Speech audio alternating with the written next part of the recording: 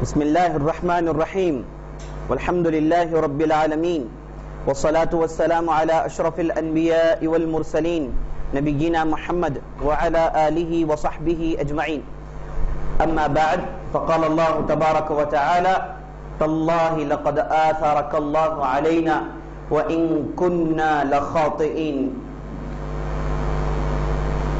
ثم أما بعد فإن أصدق الحديث كتاب الله وخير الهدي هدي محمد صلى الله عليه وسلم وشر الأمور محدثاتها وكل محدثة بدعة وكل بدعة ضلالة وفي رواية وكل ضلالة في النار.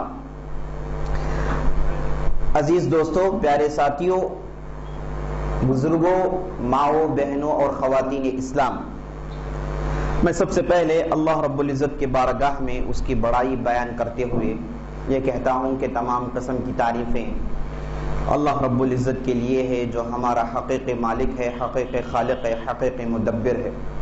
لاکھوں کروڑوں درود و سلام ہو سرور کائنات فخر موجودات احمد مجتبی محمد مصطفیٰ صلی اللہ علیہ وسلم پر، جنہیں اللہ تعالیٰ نے سارے کائنات کے لیے رحمت بنا کر مبعوث کیا. میں اللہ رب العزت سے دعا کرتا ہوں کہ اللہ تعالیٰ جس طرح ہمیں اس مبارک مجلس میں جمع کیا ہے اسی طرح ہمیں جنت الفردوس میں جمع کریں، آمین یا رب العالمین. میں اللہ رب العزت سے دعا کرتا ہوں کہ اللہ تعالیٰ ہماری تلاوتیں، ہماری عبادتیں، ہماری نمازیں قبول فرمائیں، آمین یا رب العالمین. عزیز دوستو، کل کی مجلس میں ہم نے آپ صلی اللہ علیہ وسلم کیسے عمرے قضا کیے، اس کے بعد جنگ معطا کے کیا واقعات تھے، زید بن حارثہ کے بعد جعفر بن ابی طالب، جعفر بن ابی طالب کے بعد عبداللہ بن رواحہ اور اس کے بعد خالد بن ولید کیسے لشکر کو سنبھالتے ہیں، اور اس کے بعد کیسے رومیوں جن کی تعداد سمندر کی طرح تھی، سمندر کی طرح ٹھاٹے مارتے ہوئے ان کی تعداد تھی، ان کے درمیان سے مسلمانوں کو انہوں نے بچا کر لایا. مسلمانوں میں صرف 12 مقتول ہوئے اور کفار میں ان گنت قتل کر کے رکھ دیے گئے. اس کے بعد آپ صلی اللہ علیہ وسلم واپس مدینے میں یہ اعلان کرتے ہیں کہ اللہ تعالیٰ نے اللہ تعالیٰ کی ایک تلوار سے مسلمانوں کی حفاظت کی ہے. یہ واقعہ ختم ہوتا ہے، خالد بن ولید لشکر لے کے واپس مدینہ پہنچ جاتے ہیں. ابھی چند دن گزرے، 8 ہجری شعبان کے مہینے میں ہوتا یہ ہے کہ قبیلے بنو خزاعہ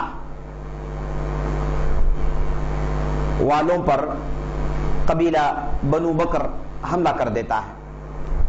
جیسے ہم نے حدیبیہ کے 4 جو شروط تھے اس پر غور کرتے ہوئے ہم نے بتایا تھا کہ اس میں سے ایک شرط یہ تھا کہ جتنے بھی قبائل موجود ہیں مدینے کے آس پاس یا پھر مکے کے آس پاس، جو چاہے جسے چاہے جڑ سکتا ہے، یعنی جو لوگ قریش سے جڑنا چاہیں جڑ جائیں، وہ قریش کے ماتحت ہوں گے اور ان کے ساتھ بھی قریش جیسا معاملہ کیا جائے گا.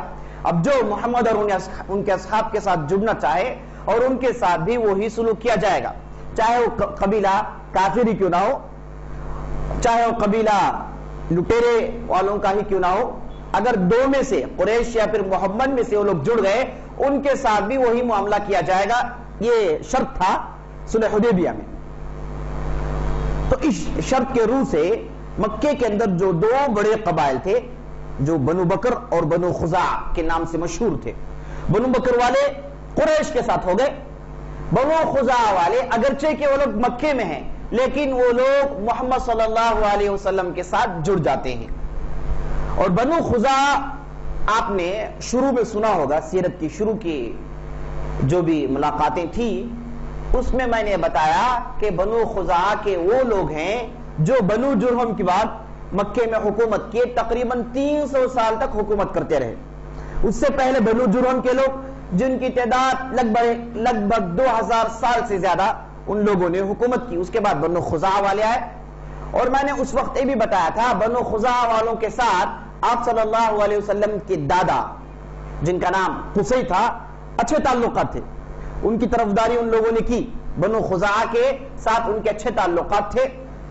اور اس کے بعد ہم آگے چل کر دیکھتے ہیں نبی صلی اللہ علیہ وسلم کے خاندان کے ساتھ ہمیشہ بنو خزاعہ والے اچھا سلوک کرتے آئے. ان میں لٹیرے یا پھر ان میں وہ انتہائی عداوت رکھنے والے جن کا دل غصے اور بغض سے بھرے ہوئے لوگ نظر نہیں آتے, جنہوں نے مسلمانوں کو اذیت دی, تکالیف دی, پریشان کیے, وہ لوگ بہت کم نظر آتے ہیں. تو بنو خزاعہ کے لوگ ہمیشہ بنو ہاشم کے ساتھ اچھا سلوک کیا کرتے تھے. تو مکے میں رہنے کے ساتھ ساتھ وہ لوگ نبی صلی اللہ علیہ وسلم سے جڑ گئے اور بنو بکر کے لوگ مکے والوں سے جڑ گئے. جب 8 ہجری کا موقع آیا, صلح حدیبیہ کے بعد آپ صلی اللہ علیہ وسلم بنو غطفان کے لوگوں کو سر کیے, اس کے بعد یہودیوں کو دبائے. امن کا ماحول تھا مکے اور مدینے میں. یہ امن کے ماحول میں بنو بکر کے لوگوں نے اس کا غلط فائدہ اٹھایا. ایک شخص جس کا نام نوفل بن معاویہ ویلی, یہ بنو بکر کے لوگوں کے پاس گیا, ان میں سے بعض لوگوں کو لے کر بغیر کسی ضرورت کے پرانی عداوت ظاہر کرنے کے لیے, پرانی دشمنی ظاہر کرنے کے لیے اچانک یہ لوگ بنو خزاعہ والے پر ٹوٹ پڑتے ہیں اور بنو خزاعہ کے بعض افراد کو قتل کر دیتے ہیں. صلح حدیبیہ کے 4ویں شرط کے توڑ دیے, 4ویں شرط کو انہوں نے توڑ دیا, معاہدے کو انہوں نے توڑ دیا. اچانک حملہ کرتے ہیں, بنو خزاعہ کے لوگوں کو قتل کرتے ہیں اور اس کے بعد وہ لوگ ان کے پڑاؤ میں تھے, ان کو بھگاتے ہوئے حرم تک لے کر آئے اور حرم میں داخل ہوئے. بنو خزاعہ کے لوگ جو حرم میں داخل ہوئے انہوں نے قتل کیا. اب افسوس کی بات یہ ہے کہ قریش جو صلح پر دستخط کر چکے تھے ان لوگوں نے چپکے بنو بکر کے لوگوں کی طرفداری کی. یہاں تک ہوا کہ انہوں نے اسلحہ فراہم کیے, ہتھیار دیے بنو بکر کے لوگوں کو تاکہ وہ بنو خزاعہ والے پر حملہ کریں. اور حرم میں داخل ہونے کے بعد بنو خزاعہ والوں پر نوفل اور دوسرے لوگ ٹوٹ پڑے اور انہیں قتل کر دیے. اس کے بعد جب لوگوں نے کہا, بنو بکر والوں نے کہا کہ دیکھو ہم حرم میں داخل ہو گئے, اب بہتر ہے کہ خزاعہ کو ہم چھوڑ دیں, بنو خزاعہ کو. تو یہ جو نوفل ظالم تھا اس نے کہا کہ تم لوگ حرم کے اندر چوریاں کرتے ہو, تم لوگ حرم کے اندر ہر قسم کی برائیاں کرتے ہو, قتل کیوں نہیں کرتے؟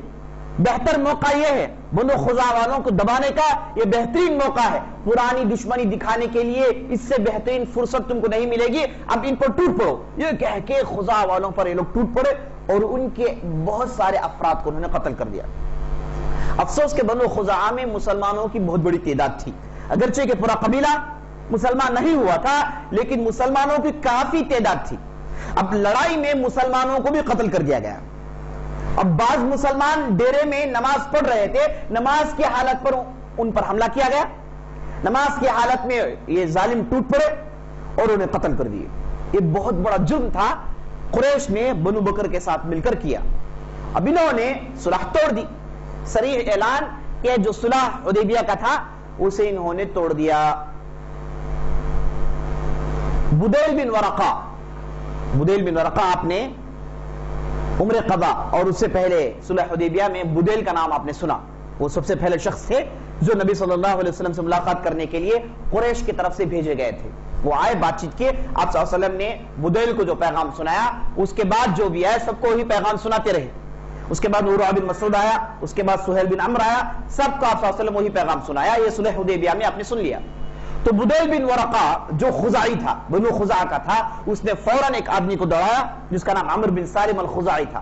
کہا کہ جاؤ فوراً جا کے محمد صلی اللہ علیہ وسلم کو خبر دے دو. تو یہ آدمی سیدھے داخل ہوا مدینے میں اور سیدھے مدینے میں داخل ہو کے آپ صلی اللہ علیہ وسلم کے بارگاہ میں پہنچا اور بارگاہ میں پہنچنے کے بعد بہترین اشعار پڑھنا شروع کر دیا.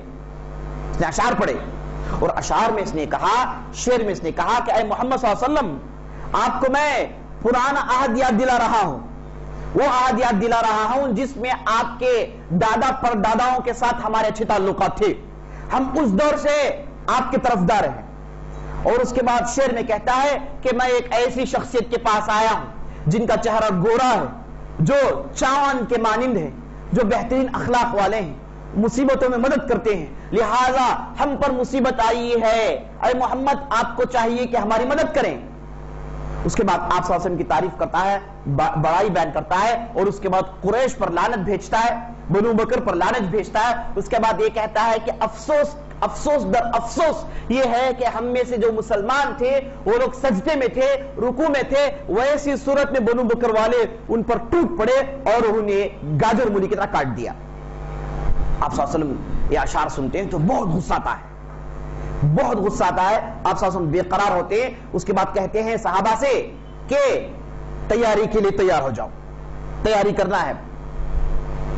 اور اس کے بعد دوسرے دن بنو خزاعہ کے 11 افراد آتے ہیں, ان میں سے بعض مسلمان بھی ہوتے ہیں, وہ آ کے پوری خبر سناتے ہیں آپ صلی اللہ علیہ وسلم.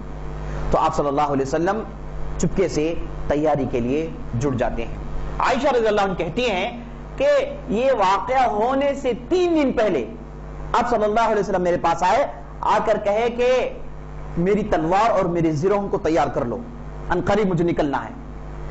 تو عائشہ رضی اللہ عنہ نے پوچھا کہ کس لیے؟ ابھی تو کوئی لڑائی نہیں ہے, ابھی رومیوں سے ابھی لوگ موتا سے واپس آئے ہیں, ابھی کوئی خاص لڑائی نہیں ہے. لیکن کہتے ہیں کہ نہیں نہیں تیار کر لو, مجھے شاید نکلنا پڑے. 3 دن پہلے آپ صلی اللہ علیہ وسلم نے پیغام دے دیا اور وہ تیاری میں جڑ گئی. جب ان کے والد ابوبکر گھر آئے تو انہوں نے اپنی بیٹی سے پوچھا کہ تو کیوں زرہ تیار کر رہی ہے, تلوار تیز کر رہی ہے, کیا وجہ ہے, اس کی ضرورت کیا ہے؟ تو عائشہ رضی اللہ عنہ کہتی ہے کہ مجھے حکم ہوا, میں اس پر عمل کر رہی ہوں. ابوبکر صدیق بار بار پوچھتے ہیں کہ ماجرا کیا ہے, رومیوں کے تعلق سے پوچھتے ہیں, دوسرے قبائل کے تعلق سے پوچھتے ہیں. عائشہ رضی اللہ عنہ کہتی ہے کہ نہیں نہیں مجھے حکم ہوا ہے, اس پر میں عمل کر رہی ہوں. اس کے بعد 3 دن کے بعد کہتی ہے, صرف 3 دن کے بعد یہ خبر ہم کو پہنچی کہ بنو بکر والے بنو خزاعہ والے پر ٹوٹ پڑے اور انہوں نے عہد و پیمان کو توڑ دیا. تو عائشہ رضی اللہ عنہ کہتی ہیں گویا کہ اللہ تعالیٰ نے جبرائیل علیہ السلام نے آ کر خبر سنا دیا کہ 3 دن کے بعد یہ واقعہ ہونے والا ہے, آپ تیار رہیے, آپ الرٹ رہیے. تو آپ صلی اللہ علیہ وسلم تیاری پر جڑ گئے. اب ہوا ہے کہ بعض صحابہ آپ صلی اللہ علیہ وسلم کے پاس آئے, آ کر بولے اللہ کے رسول آپ نے مجلس جمع کی ہے اس مسئلے پر بحث کرنے کے لیے. اللہ کے رسول صریح طور پر معلوم ہو گیا کہ انہوں نے صلح توڑ دیا ہے.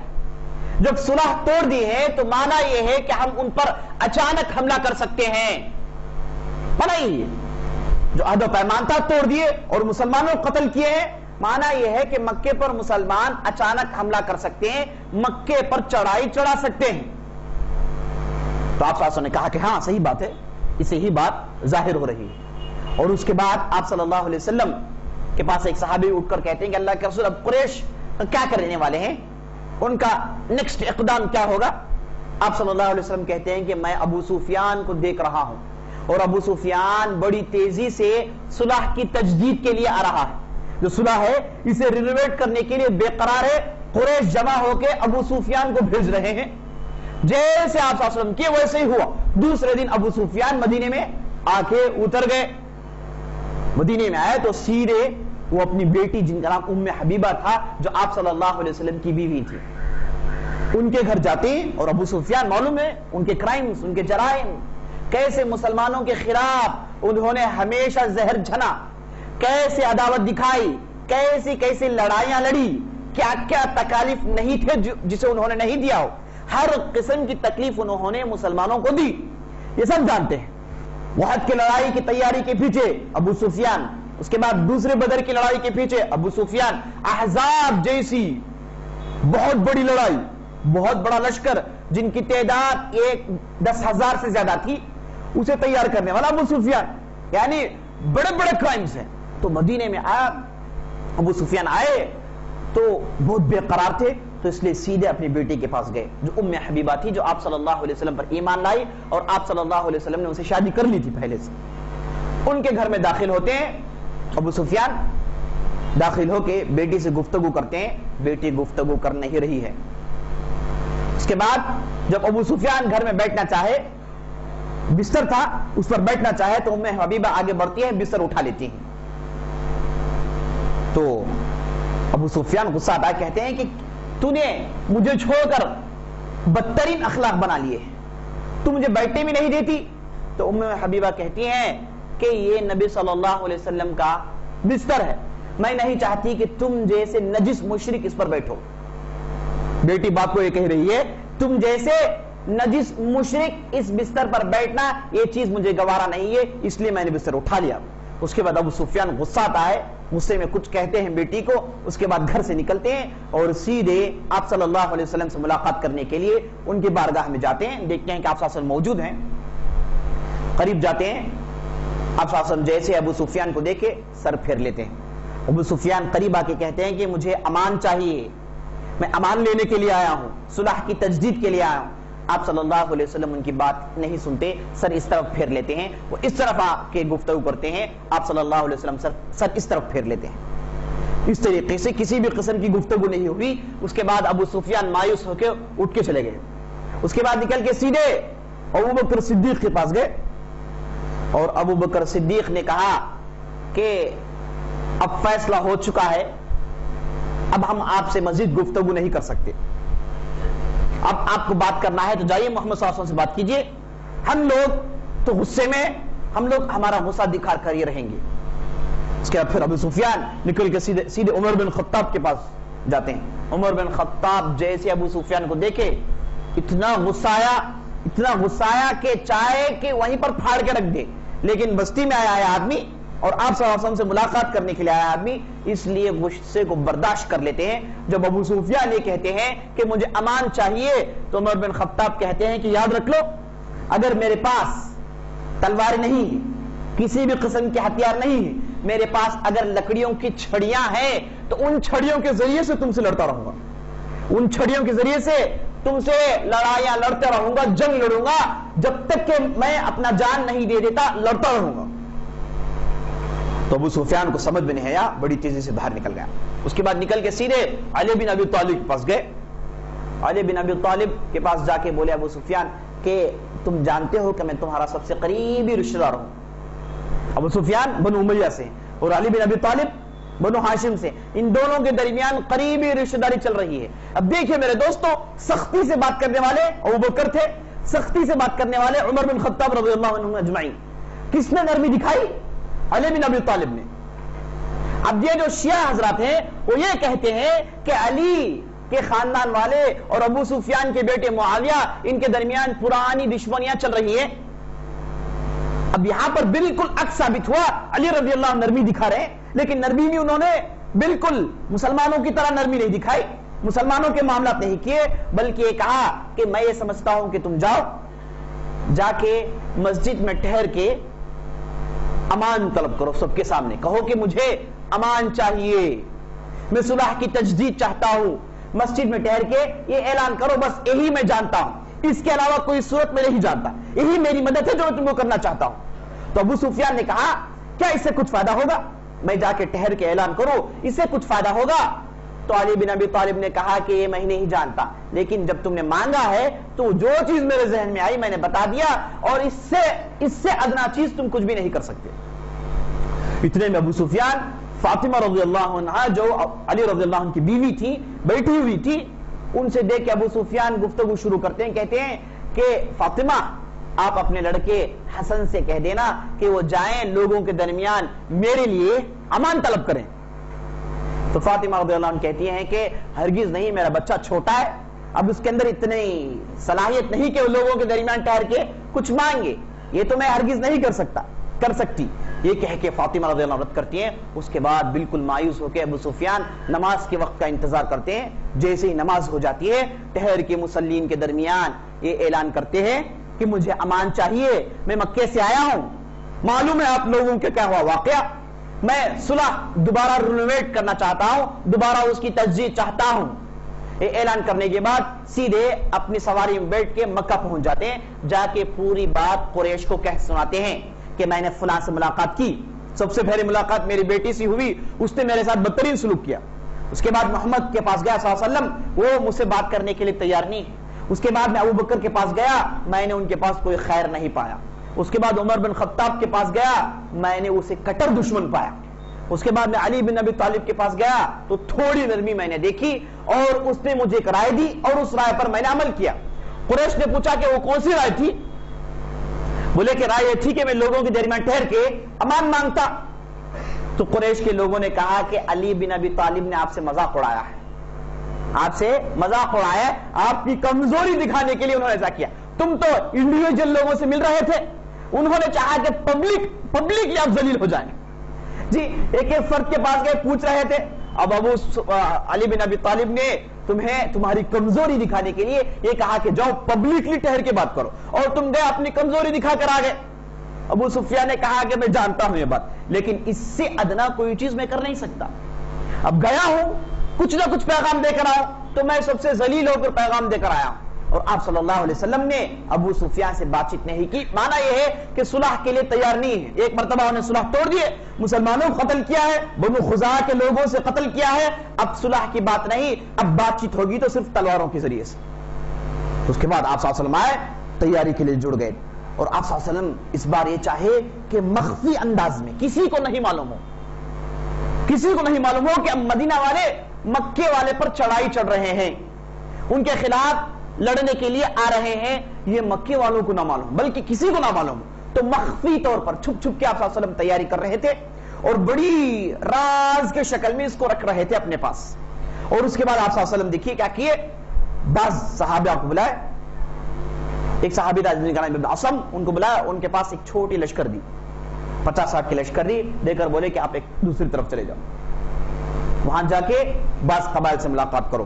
یعنی آپ صلی اللہ علیہ وسلم یہ اس وجہ سے کر رہے ہیں, سمجھنے والے سمجھے کہ گئے ہیں اس کے پیچھے, اس کے لیے آپ صلی اللہ علیہ وسلم انتظار کریں گے. اب یہ معاملات میں آپ صلی اللہ علیہ وسلم بزی ہیں, اب تیاری کی کوئی بات چیت نہیں ہے, ادھر ٹولی بھیج رہے ہیں, ادھر ٹولی بھیج رہے ہیں.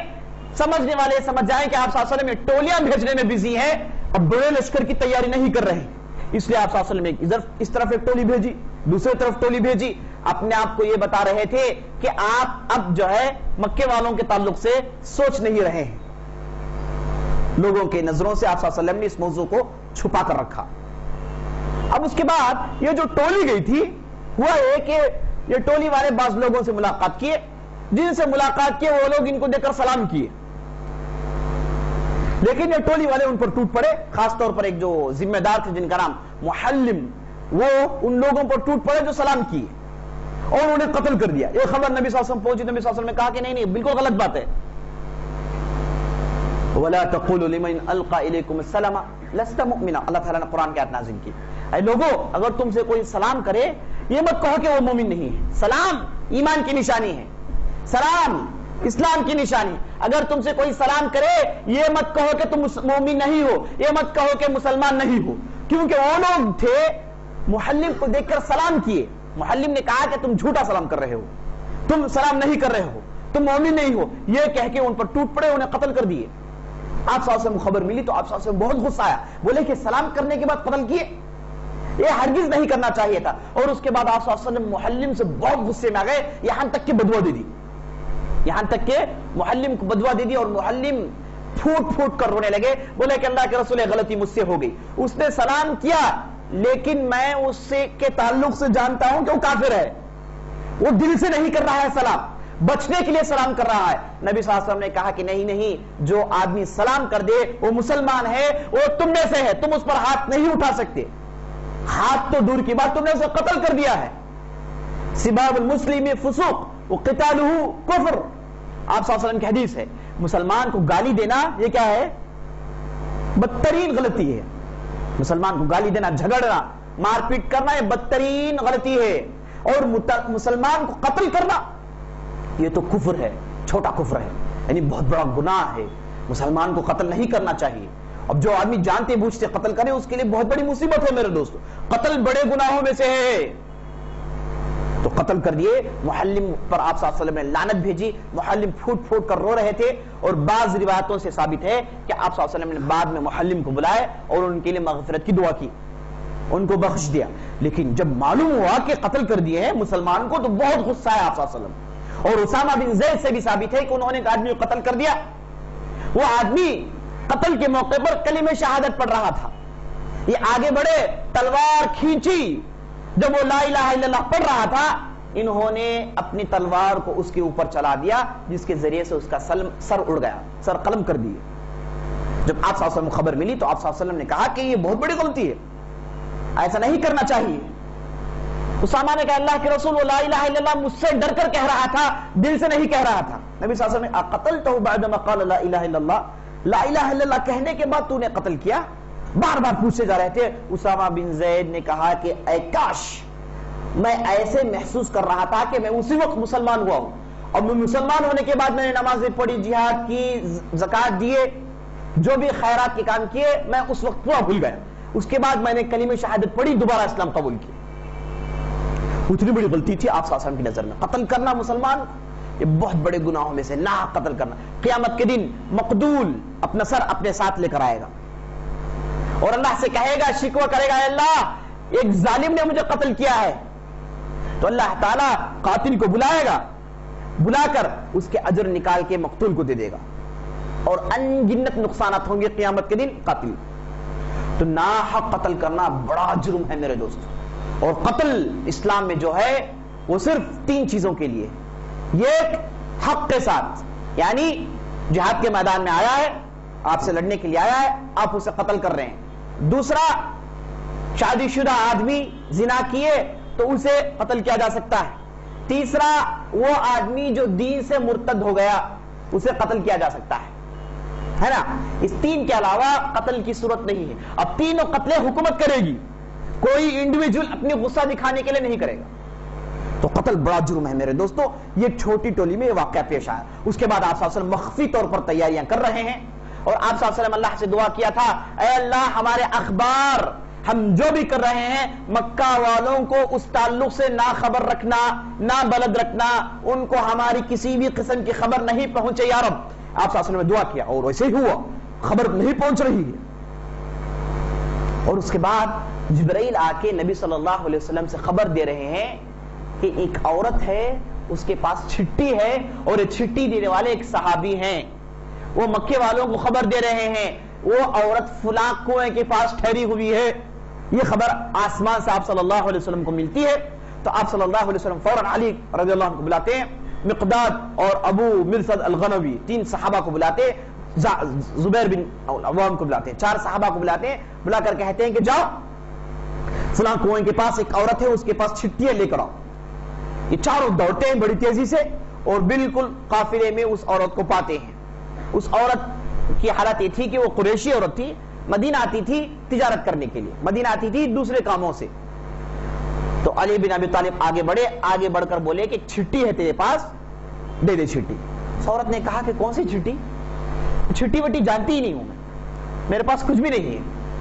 تو علی بن ابی طالب نے کہا کہ یاد رکھ لو، جبرائیل جھوٹ بولنے والے نہیں ہیں، نہ کہ محمد صلی اللہ علیہ وسلم جھوٹ بولنے والے ہیں۔ دونوں نے خبر دی ہے کہ تمہارے پاس چھٹی ہے، نکال کر عزت کے ساتھ نکال کے باہر رکھ دو۔ اس عورت نے پھر انکار کیا، بار بار پوچھ رہے ہیں، بار بار انکار کر رہی ہے، یہاں تک کہ علی بن ابی طالب نے کہا اگر تم نہیں دو گی تو میں تجھے ننگا کر دوں گا، اگر تو چھٹی نکال کے نہیں دے گی میں تجھے ننگا کر دوں گا۔ یہ کہہ کے تلوار نکالے تو گھبری ہو گئی، بولی کہ تم لوگ سر دوسرے طرف پھیر لو۔ دوسرے طرف جب سر پھیرے تو اپنی بال کھول کے اندر سے چٹھی نکال کے مسلمانوں کے پاس دے دی۔ اور آپ صلی اللہ علیہ وسلم کے بعد جب چٹھی پہنچی تو کھول کر پڑھ رہے ہیں تو چٹھی میں خبر دی گئی ہے کہ مسلمان فلان دن لشکر کے ساتھ اچانک مکہ والوں پر ٹوٹ پڑ رہے ہیں۔ یہ خط لکھنے والے حاطب بن ابی بلتعہ، حاطب بن ابی بلتعہ بہت بڑے صحابی اور خطوط لے کر گئے، آپ صلی اللہ علیہ وسلم کے معتمدین میں سے ہیں، آپ صلی اللہ علیہ وسلم جن کی بات سنتے ہیں، اہم آدمی ہیں۔ تو فوراً حاطب کو بلاتے ہیں آپ صلی اللہ علیہ وسلم، کہتے ہیں کہ حاطب یہ کیا ہے، بہت بڑی غلطی کی ہے تم نے۔ حاطب کہتے ہیں کہ اللہ کے رسول غلطی ہو گئی، اللہ کے رسول مجھے معاف کیجئے۔ اتنے میں عمر بن خطاب آگے بڑھ کر کہتے ہیں اللہ کے رسول آپ حکم دیجئے، اس منافق کا سر مار دیتا، اس منافق نے ہمارے ساتھ خیانت کی ہے، اللہ اور اللہ کے رسول کے ساتھ خیانت کی ہے، اسے ایسا کرنا نہیں چاہیے تھا، آپ حکم دیجئے میں اس کا سر مار دیتا ہوں۔ آپ صلی اللہ علیہ وسلم نے کہا کہ عمر کیا تم کو نہیں معلوم حاطب بدر کے صحابہ میں سے ہیں، بدری ہیں، جنگ بدر میں شامل رہے اور داد شجاعت دی، مومن ہیں، تو ان سے غلطی ہو گئی۔ اے عمر کیا تم کو نہیں معلوم اللہ تعالیٰ نے اصحاب بدر سے کہا ہے کہ اعملوا ما شئتم، اے بدر والو جو چاہے عمل کرو، اللہ تعالیٰ تم کو معاف کر چکا ہے۔ بدر والوں کے لیے اتنا بڑا اعزاز، اتنی بڑی اہمیت، اور حاطب بن ابی بلتعہ بدری صحابی ہیں۔ اس کے بعد حاطب کہتے ہیں کہ اللہ کے رسول اصل ماجرا یہ ہے کہ میرے بعض خاندان والے مکے میں ہیں اور میرے خاندان والے قریشی نہیں ہیں، میرے خاندان والے قریشی نہیں ہیں، اگر آپ حملہ کریں گے تو میں یہ ڈر گیا تھا کہ میرے خاندان والوں کی حفاظت نہیں ہوگی، ان کی حمایت نہیں ہوگی، اور لوگ ان پر ٹوٹ پڑیں گے اور ان کو نقصان ہوگا اور ان میں سے وہ قتل کر دیے جائیں گے۔ تو خاندان کی حفاظت کے لیے اللہ کے رسول میں نے خط لکھا، اس امید سے کہ اگر میں قریش کو بتا دوں تو قریش والے کم از کم میرے خاندان کی حفاظت کر لیں گے۔ اس حفاظت کے لیے اللہ کے رسول میں نے غلطی کی ہے، اس کے علاوہ خیانت کرنا میرا مقصد نہیں تھا اللہ کے رسول۔ تو آپ صلی اللہ علیہ وسلم حاطب بن ابی بلتع کو ڈانٹتے ہیں، کہتے ہیں کہ بہت بڑی غلطی کی، توبہ کرو۔ ڈانٹنے کے بعد حاطب بن ابی بلتع کو آپ صلی اللہ علیہ وسلم چھوڑ دیتے ہیں۔ یہ جو ہے جس کے ذریعے سے خبر پہنچ رہی تھی، اللہ نے خبر کو روک دیا۔ تو مکہ والے بالکل ناآشنا ہیں، ان کو معلوم ہی نہیں کہ کیا ہو رہا ہے، بالکل ناآشنا ہے۔ اور آپ صلی اللہ علیہ وسلم 17 رمضان کے موقع پر تیاری کر کے مکے سے نکلتے ہیں، لشکر نکل رہی۔ جب تھوڑی دیر آگے بڑھے لشکر لے کر آپ صلی اللہ علیہ وسلم، اور مسلمانوں کی تعداد میرے دوستوں 10,000 سے زیادہ تھی، 10,000 سے زیادہ مسلمان ہیں، اور بنو غطفان کے لوگ ہیں۔ بنو غطفان جو ہمیشہ لڑتے رہے، ان کی بہت بڑی تعداد مسلمانوں کے ساتھ ہے۔ بنو اشجع کی بہت بڑی تعداد مسلمانوں کے ساتھ ہے۔ بنو فزارہ کی تعداد مسلمانوں کے ساتھ ہے۔ اور اس کے بعد آس پاس کے جتنے بھی قبائل تھے جو مسلمان ہو گئے، وہ جوک در جوک آئے اور لشکر کو بہت بڑا بنا دیے۔ تقریباً 10,000 مسلمان تلواروں کو لے کے مدینے سے آگے بڑھ رہے ہیں۔ اب اس بات چونکہ آپ صلی اللہ علیہ وسلم مکہ جا رہے ہیں، احرام نہیں پہنے، عمرے کی نیت نہیں تھی، مقصد کیا تھا؟ مکہ فتح کریں۔ اس سے پہلے آپ صلی اللہ علیہ وسلم عمرے کے لیے گئے تو ذوالحلیفہ میں اتر کر وہاں سے احرام پہنے، لیکن چونکہ اب مقصد عمرہ کرنا نہیں ہے، نہ کہ حج کرنا ہے، بلکہ مقصد یہ ہے کہ مکہ فتح کریں، تو اس سے یہ بات معلوم ہوئی کہ آپ مکے کو تجارت کے لیے، صرف عبادت کرنے کے لیے، یا پھر کسی کی زیارت کے لیے، کسی بھی مقصد کے لیے آپ مکہ جا سکتے ہیں۔ ضروری نہیں کہ آپ ہر بار احرام پہن کے طواف کر کے عمرہ کریں، ضروری نہیں۔ ہاں اس وقت احرام پہنیں گے جب آپ عمرہ یا پھر حج کی نیت رکھتے ہیں۔ عمرہ یا پھر حج کی نیت رکھنے کے بعد اگر کوئی آدمی مکے میں داخل ہونا چاہے، اسے چاہیے کہ حدود حرم سے احرام پہن کر داخل ہو۔ اگر حج و عمرے کی نیت نہیں ہے، ویسے صورت میں بغیر احرام بھی داخل ہو سکتے ہیں۔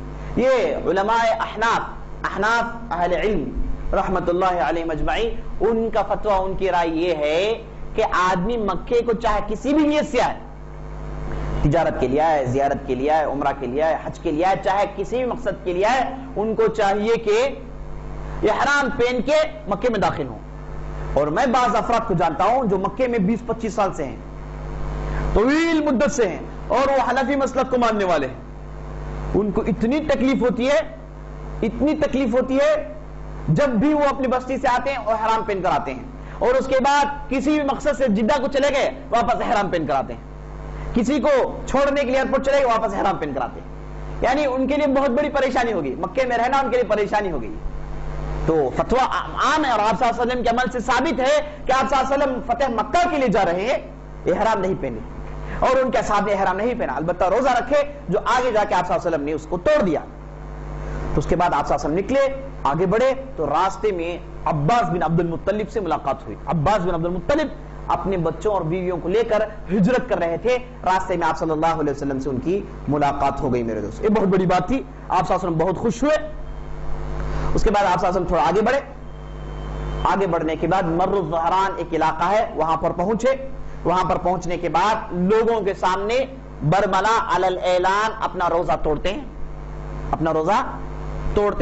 اور اس کے بعد آپ صلی اللہ علیہ وسلم کہتے ہیں کہ تم لوگوں کو بھی چاہیے روزہ توڑ دیں۔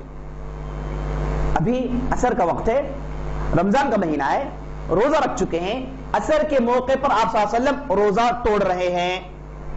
عصر کے موقع پر آپ صلی اللہ علیہ وسلم روزہ توڑ رہے ہیں، اب جبکہ ابھی 1 گھنٹے کے بعد مغرب ہے، آپ صلی اللہ علیہ وسلم بڑی آسانی سے روزہ رکھ سکتے ہیں۔ اہل علم کہتے ہیں کہ نبی صلی اللہ علیہ وسلم اصل میں یہ بتانا چاہ رہے ہیں کہ آدمی سفر میں روزہ رکھ بھی سکتا ہے، روزہ چھوڑ بھی سکتا ہے، روزہ توڑ بھی سکتا ہے، اور خاص طور پر لڑائی کے لیے جا رہے ہیں، ایسی صورت میں آدمی سفر میں روزہ رکھے تو اس کے اندر طاقت کہاں سے رہے گی؟ اس کی توانائیاں جاتی رہے گی، اس کے اندر قوت اور طاقت نہیں رہے گی۔ اسی لیے صحیح بات یہ ہے کہ سفر میں روزہ چھوڑنا افضل ہے۔ آدمی سفر کے لیے جا رہا ہے، روزہ چھوڑ دے، اور اسلام نے رخصت دی ہے، اذا تصدق اللہ علیکم فاقبلوا صدقته، آپ صلی اللہ علیہ وسلم کی حدیث ہے، اللہ تعالیٰ تم پر صدقہ کریں تو صدقہ لے لیں، اور رخصت ہے کہ سفر میں روزہ توڑ دیں تو توڑ دیں۔ بعض لوگ سفر میں بھی روزہ رکھتے ہیں، مشقتیں جھیلتے ہیں، اور بعض اہل علم نے فتویٰ دیا کہ روزہ تو رکھ سکتے ہیں لیکن مشقت ہونے کی صورت میں، تکلیف ہونے کی صورت میں روزہ توڑ دیں۔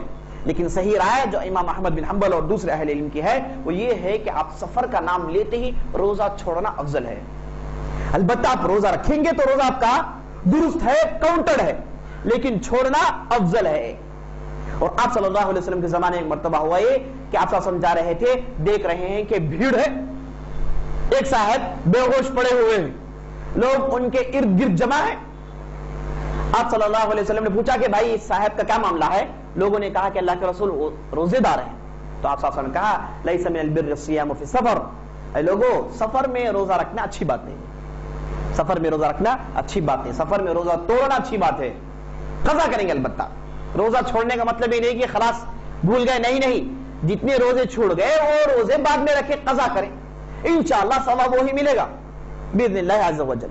بہرحال آپ صلی اللہ علیہ وسلم آگے بڑھے، روزہ توڑے، اور آپ صلی اللہ علیہ وسلم کو خبر دی گئی کہ صحابہ میں بعض ایسے ہیں ابھی تک روزہ نہیں توڑے ہیں۔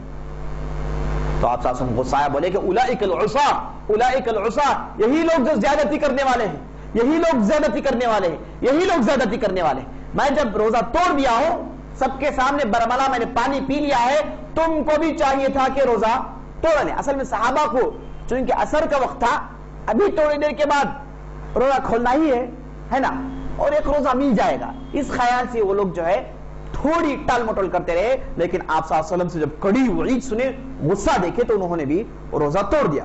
اس کے بعد آپ صلی اللہ علیہ وسلم آگے بڑھے، مر الظہران کے پاس ایک واقعہ پیش آیا۔ ہوا یہ کہ عباس بن عبد المطلب آپ صلی اللہ علیہ وسلم سے ملاقات کیے، ملاقات کرنے کے بعد اجازت لینے کے بعد وہ پھر مکہ لوٹ گئے۔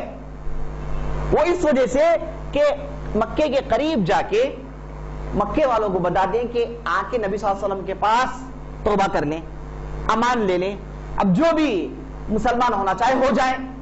خاص طور پر عباس بن عبد المطلب یہ چاہتے تھے کہ جو سردار ہیں، اہم افراد ہیں، وہ آ کے مسلمان ہو جائیں۔ یہ سوچ کے عباس جو ہے اجازت لینے کے بعد واپس گئے، تو راستے میں ان کی ملاقات، ابن عباس خود کہتے ہیں، ایک روایت ہے، کہتے ہیں کہ میں جو واپس جا رہا تھا، چونکہ رات ہو گئی تھی، واپس مکے کے قریب جا رہا تھا، تو میرے کان میں دو لوگوں کی گفتگو پڑی، میں آواز سن کے پہچان لیا، یہ ایک اس میں ابو سفیان ہے، دوسرا اس میں بدیل بن ورقہ ہے۔ بدیل بن ورقہ وہ ہیں جو بنو خزاعہ کے ہیں، اب دوسرے ابو سفیان ہے۔ اب دونوں میں گفتگو چل رہی ہے،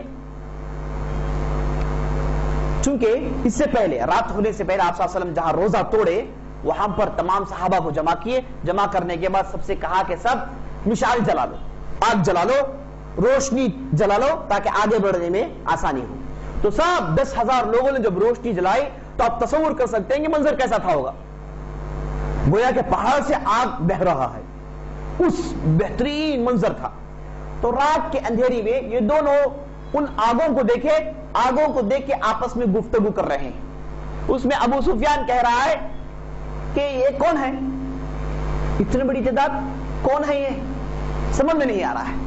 تو بدیل جواب میں کہہ رہا ہے کہ نہیں نہیں، ہو نہ ہو یہ بنو خزاعہ ہے، ہو نہ ہو یہ بنو خزاعہ ہے۔ تو ابو سفیان نے کہا کہ بنو خزاعہ خدا کی قسم اتنی بڑی تعداد میں نہیں ہے، ان کی تعداد اتنی بڑی نہیں ہے، یہ ہو نہ ہو مسلمان ہوں گے۔ یہ کہہ رہے تھے، اتنے میں عباس نے آواز دی ابو سفیان، تو ابو سفیان نے کہا کہ عباس، کہا کہ ہاں۔ اس کے بعد آگے بڑھے، دونوں سے ملاقات ہوئی، بدیل اور ابو سفیان سے۔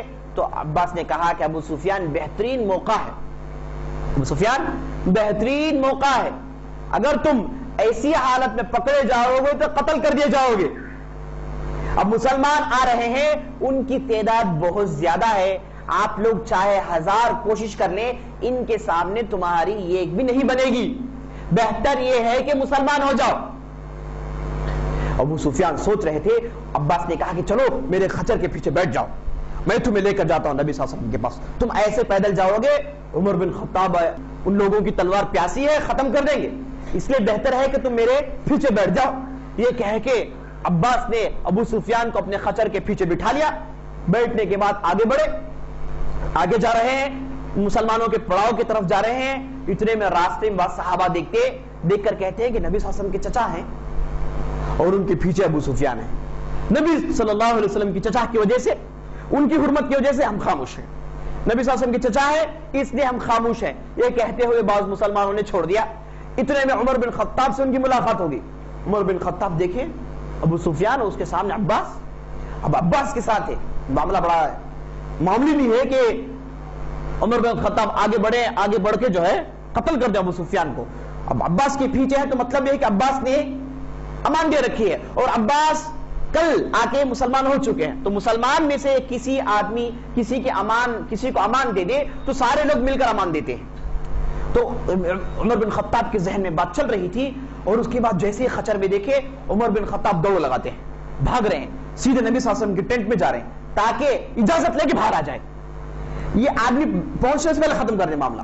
اور ابو سفیان جو تھے اور اس کے بعد عباس، وہ سمجھ گئے کہ عمر بن خطاب کا مقصد کیا ہے، وہ بھی بھیڑ لگائے، بڑی تیزی سے خچر دوڑائے، عمر بن خطاب سے پہلے ٹینٹ میں داخل ہو گئے، اندر داخل، پیچھے سے عمر بن خطاب داخل ہوئے، داخل ہو کے بولے اللہ کے رسول آپ اجازت دیجئے اس دشمن کا سر مار دیتا ہوں، اس آدمی کو ختم کر دے، اللہ کے رسول اجازت دے۔ اور عباس ادھر لڑ رہے، کہہ رہے ہیں کہ اللہ کے رسول آپ جو ہے ایسا ہرگز نہیں کر سکتے۔ اور اس کے بعد آگے بڑھے، آپ صلی اللہ علیہ وسلم کا چہرہ پکڑ لیے، پکڑ کر بولے اللہ کے رسول آج صرف مجھ سے بات کیجیے، آپ آج صرف مجھ سے بات کیجیے، کسی اور سے مت بات کیجیے، آج رات میرے لیے خاص کر دیجیے، یہ میری خواہش ہے، میں آپ سے التجا کر رہا ہوں۔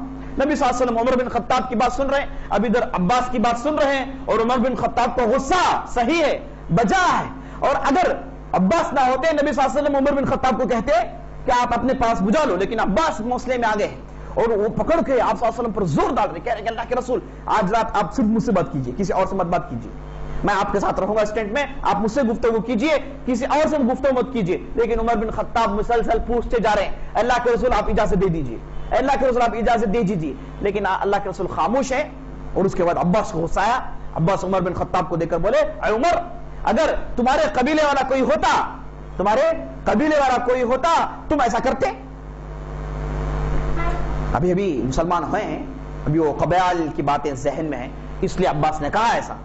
عمر بن خطاب نے کہا، بہترین جواب دیا، انہوں نے کہا کہ اے عباس یاد رکھ لیجئے، آپ کا اسلام قبول کرنا میرے نظر میں بہت زیادہ پسندیدہ ہے، آپ جو مسلمان ہوئے ہیں اسے میں بہت پسند کرتا ہوں، اگر میرے والد خطاب مسلمان ہوتے تو اتنا پسند نہیں کرتا، آپ کا مسلمان ہونا یہ میرے نظر میں بہت اہمیت رکھتا ہے، میں بہت چاہتا ہوں اور بہت پسندیدہ چیز ہے میرے نظر میں کہ آپ مسلمان ہو گئے، کیونکہ آپ نبی صلی اللہ علیہ وسلم کے چچا ہیں، آپ کا مسلمان ہونا نبی صلی اللہ علیہ وسلم کے لیے خوشی ہے، اور جہاں نبی صلی اللہ علیہ وسلم کے لیے خوشی ہے وہاں میری بھی خوشی ہے، اگر میرے والد خطاب بھی اسلام قبول کرتے تو اتنا خوش نہیں ہوتا میں۔ یہ کہہ رہے تھے، اتنے میں نبی صلی اللہ علیہ وسلم نے مسئلے میں دخل اندازی کی، دخل اندازی کر کے بولے اے عباس ابو سفیان کو لے کر جاؤ، اپنے ساتھ رکھو، کل صبح لے کر آنا، لے کر جاؤ، کل صبح لے کر آنا۔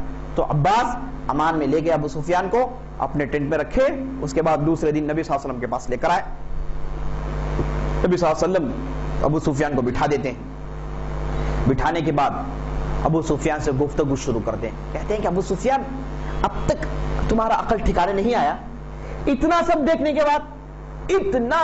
کے بعد کیا کچھ نہیں ہوا، کیا کیا واقعات پیش نہیں آئے، ہم نے کیسے کیسے اسلام نہیں سنایا تم کو، ہماری حقانیت اب تک سمجھ میں نہیں آئی کہ اللہ تعالیٰ نے اب تک تمہارے دل کو نہیں کھولا، اب تک تمہارا دل نرم نہیں پڑا، اتنے واقعات تم نے دیکھ لیے، تم نے بدر دیکھ لیا، تم نے احد دیکھ لیا، تم نے احزاب دیکھ لیا، تم نے خیبر دیکھ لیا، عمر قضا دیکھ لیے، ڈھیر سارے واقعات تمہارے نظروں کے سامنے گزر گئے، اور تم لا محالہ جانتے ہو کہ اللہ نے ہمیں جیت دی، اگر اللہ کی مدد نہ ہوتی تو اتنا بڑا کارنامہ ہم ہرگز نہیں کر سکتے، اور تم جانتے ہو ہماری تعداد چھوٹی تھی، اللہ کی مسلسل مدد ہمارے پاس آ رہی ہے، ابو سفیان اب بھی موقع ہے، تم دل کھولو اور مسلمان ہو جاؤ۔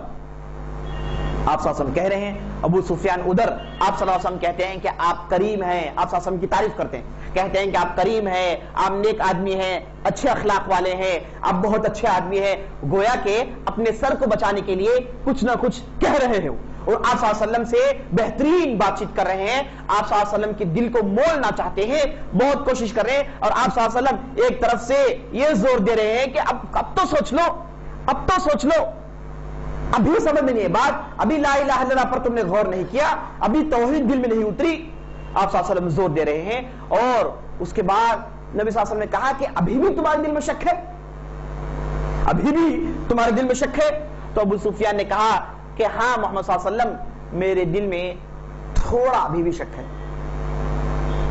پھر عباس ٹھہرے تھے، بولے جی لاؤ جی اسلام، پھر دھکا مارے، زور دی، بول اسلام قبول کیا، ابھی کیا شک ہے، ابھی کون سا شک ہے تم کو، اسلام قبول کر لو ورنہ سر مار دیں گے. ادھر سے اٹھے اسلام قبول کے باہر لوگ کھڑے ہیں، سر مار دیا جائے گا، عزت سے اسلام قبول کر لو، ابھی کتنے دن ہو گئے اتنا سب کچھ. تو ابو سفیان عباس کا زور دیکھے، اس کے بعد بولا اشہدو ان لا الہ الا اللہ واشہدو ان محمد رسول اللہ.